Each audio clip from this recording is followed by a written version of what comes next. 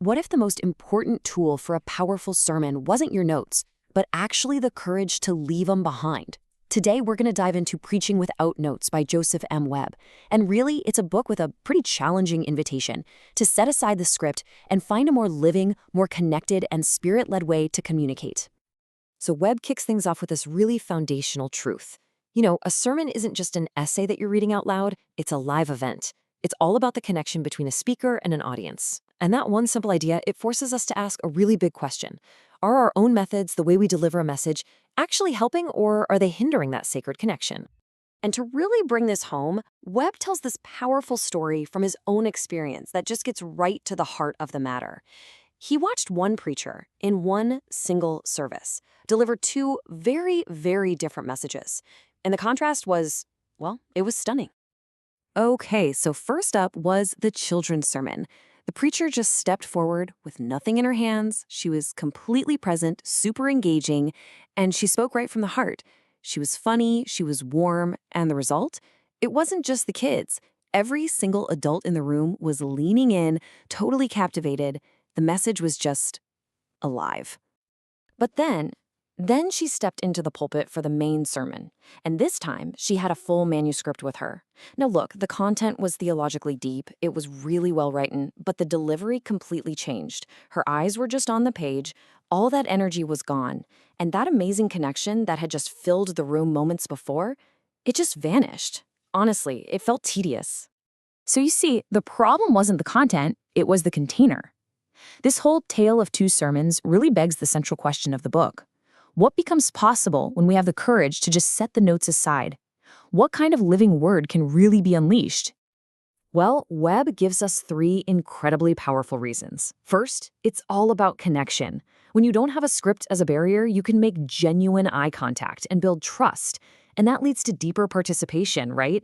Because the audience isn't just listening to some pre-written text, they're on a journey with you as the story unfolds in real time. And finally, it reflects authenticity. In a world that is just craving sincerity, speaking from the heart carries a weight that reading from a page simply can't match. This quote just captures the payoff perfectly. When we speak from a place of deep personal conviction, from our heart, the message lands with this profound sense of truth. The people listening don't just hear the words, they feel the conviction behind them. Now, if this all sounds so compelling, why doesn't everybody do it? Webb gets right to it and addresses the single biggest obstacle head-on: fear. It's that little voice inside that says, man, I wish I could, but I can't. And these fears are real. They're so common.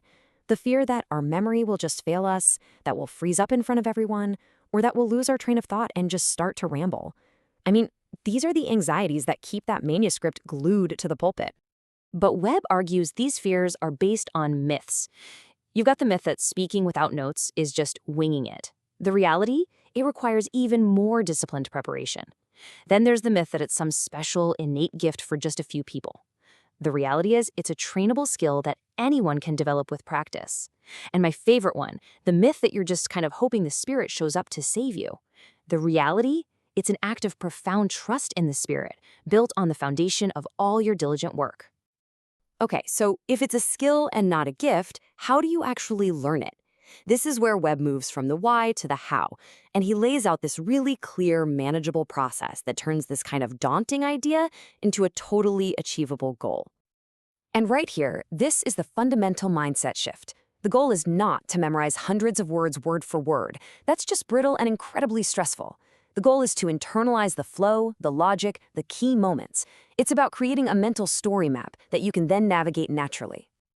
A key tool for building that map is what he calls the controlling metaphor. This is a central, powerful image that holds the entire sermon together. Think of it as a hook for your memory, giving you this solid structure to hang all your points on. And you know what? It's also a hook for your listeners, making the message sticky and unforgettable. This all fits into a weekly rhythm that just builds momentum. The process starts early in the week, with Monday and Tuesday for deep study and prayer. By Wednesday, you're ready to create that simple story map. Then, Thursday and Friday, you start internalizing the flow by practicing it out loud, feeling the rhythm of the message in your own voice. So by the time Sunday finally arrives, it's no longer a moment of panic, but an act of trust in the work that both you and the Spirit have put in. Because ultimately, this whole method is about so much more than technique. The delivery itself becomes an act of faith. It becomes a moment of vulnerability, of presence, and of genuine connection with both God and the people right there in front of you. I mean, just think about the freedom this creates. Your eyes are free to actually see the faces of your listeners, not a page. Your hands are free to gesture naturally, adding life to your words.